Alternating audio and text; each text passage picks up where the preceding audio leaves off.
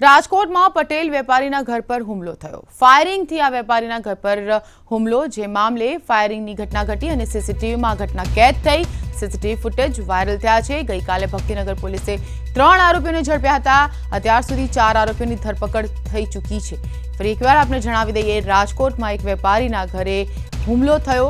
Firing કરીને તેમના પર હુમલો કરવામાં આવ્યો અને જે ઘટના ઘટી છે હુમલાની ફાયરિંગ દ્વારા તે સીસીટીવીમાં કેદ થઈ ગઈ છે। પોલીસે સીસીટીવી ફૂટેજ લઈ લીધા છે અને જેમાં 4 આરોપીઓની ધરપકડ પણ કરી લેવામાં આવી છે। હવે જોઈ રહ્યું કે પોલીસ તપાસમાં શું ખુલે છે, કેમ આ વેપારી પર હુમલો કરવામાં આવ્યો। 4 આરોપીઓ પોલીસના સકંજામાં આવી ગયા છે।